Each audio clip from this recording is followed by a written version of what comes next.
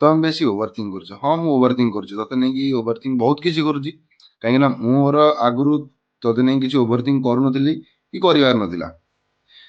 ତୁ ହିଁ ବାଧ୍ୟ କରିଥିଲୁ ଓଭରଥିଙ୍କ୍ କରିବାକୁ। ଲଭ୍ କିଛି ଦିନ ପରେ ତୁ ହିଁ ବାଧ୍ୟ କରିଥିଲୁ କି ଏଇଠିକି ଯିବା। ତୁ ହିଁ କହୁଥିଲୁ କାଲିର ପ୍ଲାନିଂ ଏଇଟା କରିବା। ତୁ ହିଁ କହୁଥିଲୁ ଏଇଠି ବୁଲିବାକୁ ଯିବା, ଏଇଠି ସେଇଠି ବୁଲିବାକୁ ଯିବା, ବର୍ଷେ ପରେ ଏଇଠିକି ଯିବା, ବାହାଘର ପରେ ଏଇଠିକି ଯିବା। ମୁଁ ତ କିଛି ଭାବିନଥିଲି। 4 ଦିନ ଭାବିଥିଲି, 4-5 ଦିନ କି ହାର୍ଡ ଟୁ ହାର୍ଡ 6 ମାସ, ଯଦି ରହିଲେ ରହିଲେ ନହେଲେ ନାହିଁ। ଏତେ କଥା ଭାବିବାର ନଥିଲା। ନା କୌଣସି ପୁଅ ବି ଏତେ ଲମ୍ବା ଭାବିବେନି ଏତେ ଶୀଘ୍ର, ଯେପର୍ଯ୍ୟନ୍ତ ଝିଅ ସ୍ୱପ୍ନ ନ ଦେଖେଇଛି। ଝିଅ ସ୍ୱପ୍ନ ଦେଖାଏ, ତୁ ବି ସ୍ୱପ୍ନ ଦେଖେଇଛୁ, ତୁ ବି ଭାବିଛୁ, ଆଉ ତୁ ବାଧ୍ୟ ହିଁ କରିଛୁ ଭାବିବାକୁ ଆଗକୁ। କାହିଁକି ନା ମୁଁ ତମ ଉପରେ ଭାରି ଲୟାଲ, ଆଉ ତମକୁ ବହୁତ ଭଲ ପାଏ, ତମ ବିନା ବଞ୍ଚି ପାରିବିନି। ଦେଖ, ଓଭରଥିଙ୍କ୍ ନ କଲେ ତୋର କେୟାର କରିପାରିବନି। କ'ଣ ପାଇଁ? କାହିଁକି ନା ପଇସା ଦେଇକିରି ଏମିତି ବହୁତ ଝିଅ ମିଳୁଛନ୍ତି ଯୋଉଠି ଯାଇକି ମୁହଁ ମାରିଦେଇ ଆସିପାରିବୁ। ତାଙ୍କ ବିଷୟରେ ଓଭରଥିଙ୍କ୍ କରିବାକୁ ପଡେନି। ପଇସା ଦେଲୁ, ଠୁକିଲୁ, ପେଲିଲୁ, ଖୁମ୍ପିଲୁ, ଆସିଲୁ। ଯଦି ସେମିତି ଜୀବନ ସାଥୀ ଭାବିଛ ସେଥିପାଇଁ ଓଭରଥିଙ୍କ୍ କରୁ, ଠିକ୍ ଅଛି। ପୁଅମାନେ ଓଭରଥିଙ୍କ୍ କରନ୍ତି, ବହୁତ ଅଧିକା କରନ୍ତି। କ'ଣ ପାଇଁ? ସେ ସେମିତି ଘର ଲୋକଙ୍କୁ ଦେଖିକି ଚଳନ୍ତି। ତାପରେ ଘର ଲୋକଙ୍କୁ ସାଙ୍ଗରେ ନେଇ ଚଳିବାକୁ ଚେଷ୍ଟା ବି କରନ୍ତି। ଭାଇ ଥାଉ, ଭଉଣୀ ଥାଉ, ମା ଥାଉ, ପୁଅ ସେଇଠି ହିଁ ଓଭରଥିଙ୍କ୍ କରିବା ଶିଖେ। ଘରେ ଯେତେ ବି ପରିବାର ଲୋକ ଥାଆନ୍ତି ସମସ୍ତଙ୍କୁ ସାଙ୍ଗରେ ନେଇ ଚାଲେ, ଆଉ ସମସ୍ତଙ୍କୁ କେୟାର ବି କରେ। ସମସ୍ତଙ୍କ ବିଷୟରେ ଭାବେ, ମୋ ବାପା ଏଇଟା କରନ୍ତୁ କି ମୋ ମା ଏଇଟା କରୁ କି ମୋ ଭାଇ ଏଇଟା କରୁ।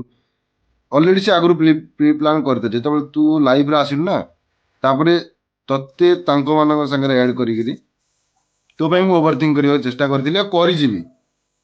ସେଇ ସ୍ୱପ୍ନ ତୁ ଦେଖେଇଛୁ। ନାଇଁ ଦା 2 ଦିନରେ ଖୁମ୍ପିକିରି ଏମିତି ସାବୁନ ଫେଣ ଲଗେଇ ସଫା କରିଦେଇକି ଘରକୁ ପଠେଇଦବା ଲୋକ। ପଇସା ଦେଇକି ଯେତିକି ଦିନରେ ପେଲିକି ଶାଢ଼ୀ ସଫା କରିଦଉ, ସେମିତି 2 ଦିନରେ ପେଲି ଦେଇକି ସଫା କରିଦବା ଲୋକ। ଦେଖ ଧନ, ଭାବିବା ପାଇଁ ତୋ ବିଷୟରେ 2ଟା ଜିନିଷ ଅଛି, ଗୋଟେ ଭଲ ଗୋଟେ ଖରାପ। ଗୋଟେ ଜିନିଷ ଭାବୁ ଯୋଉଟା ଭଲ, ସେଟା ପୁରା ଲାଇଫ୍ ଭାବୁ। କି ମୋ ସହିତ ରହୁ, ମୋଠୁ ଅଲଗା ନ ହଉ, ମୋ ସାଙ୍ଗରେ ପୁରା ଲାଇଫ୍ ଚାଲୁ, ମୋ ଘର ଲୋକଙ୍କୁ କେୟାର କରୁ, ମୋର କେୟାର କରୁ। ତା ସାଙ୍ଗରେ ଯଦି ଏଇ ଜିନିଷ ଆମେ ଭାବିକି ଆଉ ତୋ ସାଙ୍ଗରେ ବୁଲାବୁଲି କରିଛି, ସେମିତି ଫ୍ୟାମିଲି ଭଳିଆ ରହିଛି ତୋ ସାଙ୍ଗରେ, କିନ୍ତୁ ଏପରେ ନେକ୍ସଟ ଯିଏ ଆସିବ ସେ ସେଇଆ କରିବ କି ନ କରିବ ସେଇଟା ଆମେ ଜାଣିନୁ, କିନ୍ତୁ ଏଇଟା ମୁଁ କରିଛି। ଖରାପ ଜିନିଷ ଭାବୁ ତମ ବିଷୟରେ ଏଇଟା। ଟାଇମ୍ ମୋ ପାଖରେ ଅଛି, ଟାଇମ୍ ତୋ ପାଖରେ ବି ଅଛି। ମୁଁ ତତେ ପୁରା ଟାଇମ୍ ଦେବାକୁ ଚେଷ୍ଟା କରୁଛି, ଆଉ ସବୁ କିଛିରେ ତୋ ସହ ମିଶିକି ରହିବାକୁ ଚେଷ୍ଟା କରୁଛି। କାହିଁକି ନା ତୁ ଟାଇମ୍ ଦେଇପାରୁନୁ। ଗୋଟେ ମଣିଷ ଏମିତି ବି ନାହିଁ ଯେ କାହାକୁ ଟାଇମ୍ ଦେଇପାରିବନି। 24 ଘଣ୍ଟା ଭିତରେ ଗୋଟେ ମଣିଷ ଯେବେ କୌଣସି ନା କୌଣସି ଟାଇମ୍ରେ ତାକୁ ଯେମିତି ହେଲେ ଟାଇମ୍ ମିଳିବ। ଫ୍ରି ଥିବ, ବସିଥିବ, ମୋବାଇଲରେ ଧରିଥିବ, କିଛି ବି କରୁ ଧରିଥିବୁ, ସେଇ ଟାଇମ୍ରେ ନା ଦିନସାରା କଲ୍, ନା ଦିନସାରା ମେସେଜ, କି କାମ କରୁଥିବ, ସେ କଥା ଭଗବାନ ଜାଣନ୍ତି। ଆମେ ତ ଝିଅଙ୍କୁ ଏମିତି ବି ଦେଖିଛୁ, ପାଖରେ ଅନ୍ୟ ପୁଅ ଥିବ, ଅନ୍ୟ ଜଣଙ୍କ ସାଙ୍ଗେ କଥା ହଉଥିବେ, ସେମିତି ଗାଣ୍ଡି ମରା ଭେଦ ଆମେ ଦେଖିଛୁ। ସେମିତି ଜିନିଷ ଦେଖି ଦେଖି ବହୁତ ଅଭ୍ୟାସ। ଯଦି ତୋର ସେମିତି କରିବାର ଅଛି, ସେଇ ଜିନିଷ ଓଭରଥିଙ୍କ୍ ଆମେ କରୁ କି ଏଇଟା ସେ ନ କରୁ, ତମ ସାଙ୍ଗରେ ମିଶିକି ରହୁ, ଏଇଟା ଆମେ ଓଭରଥିଙ୍କ୍ କରୁ। ଦେଖ, ମୁଁ ପୁଅ, ମୁଁ ଜାଣିଛି ଦୁନିଆରେ କୋଉ ପୁଅ କେମିତି, କିଏ କେମିତି ରହନ୍ତି, କୋଉ ସାଙ୍ଗ କେମିତି।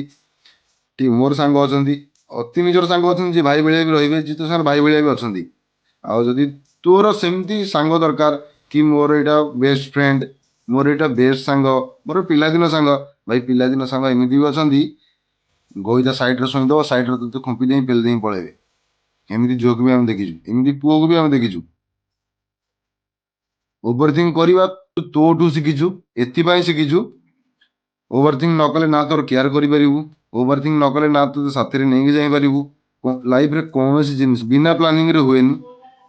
ଆଉ ସେଇଟା ଯୋଉ ପ୍ଲାନିଂ ହୁଏ, ଆଇଦର ମୁଁ କରେ, ତୁ କର। ତୁ କରୁଥିଲେ ଯାଇ ତୁ ତୋର ଭାବିଥିବୁ କି ତୁ କରୁଥିବୁ।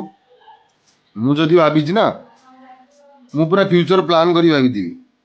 ବୋଲେ ସେଇଟା ତୋ ଭାଷାରେ କିଛି ବି ହେଇଥାଉ, ମୋ ଭାଷାରେ ଏଇଟା ଓଭରଥିଙ୍କ୍। କେୟାର କରିବି, ସବୁ କିଛି କରିବି, ଭଲ ବି ପାଇବି, ଯତ୍ନ ବି ନେବି। ଆଉ ଯଦି ମୋ ଓଭରଥିଙ୍କ୍ ବର୍ଡର ଲାଇନ୍ ଭିତରୁ ବାହାରକୁ ଗଲା, ଗାଣ୍ଡିଟା ଏମିତି ମାରିବି, ତୋ ସହ ତୋ ପରିବାର ଲୋକଙ୍କର ଗାଣ୍ଡି ବିନ୍ଧା ହବ। ଯଦି ମୁଁ ମୋ ଡ୍ରିମ୍ ପୁରା ଭାଙ୍ଗୁଛି ନା ତୋ ସହ, ତ ତୋ ପରିବାର ଲୋକଙ୍କର ନୁନି ଆଣିକି ତୋ ପିଚା ସନ୍ଧିରେ ମାଡ଼ିଦେବି, ତୋ ଆଖି ଖୋଲିଦେବି ପୁରା, ଏଇଟା ମନେ ରଖିଥିବୁ। ଯଦି ଧନ୍ଦାବାଲି ସାଜିବାର ଅଛି, ଷ୍ଟାର୍ଟିଂରୁ ହିଁ ଯାଅ। ଆସିବ 2-4 ଦିନରେ ଶୋଇ ପଡ଼ିବ, ଚୁଚୁମା ଚୁଚୁମି, ଚଟା ଚଟି, ପେଲାପେଲି, ଯାହା ହବା କଥା ହେଇଯିବ। ତାପରେ ଯିଏ ଯାହା ବାଟରେ କହିଦେବ, ମୁଁ ଯାଉଛି।